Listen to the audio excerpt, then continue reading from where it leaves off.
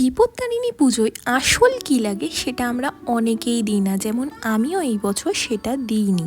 আমরা অনেকেই 13টা ফল আর 13 রকমের মিষ্টি দিয়ে মায়ের পুজো দিয়ে থাকি, বাট অ্যাকচুয়ালি কি লাগে সেটা আমি তোমাদের আজকের ভিডিওতে শেয়ার করব। বিপত্তারিণী পুজো দেব বলে সকাল সকাল স্নান করে আলতা পরে রেডি হয়ে গেছিলাম পুজো দেব বলে আমাদের পাশে শিব মন্দিরে। এই মন্দিরটি কিন্তু অনেক বছরের পুরো। এখানে বেসিক্যালি আগে শিবের পুজো আর কালী পুজোই হতো, কিন্তু পাড়ার অনেকেই বিপত্তারিণী ব্রত করতে চায় আর সবার বাড়ি বাড়ি করা সম্ভব নয়, তাই জন্য মন্দির কমিটির থেকে এই ইনিশিয়েটিভটা নেয় যে এখানে বিপত্তারিণী ব্রত করা হবে, সেটা হচ্ছে মায়ের ঘটে।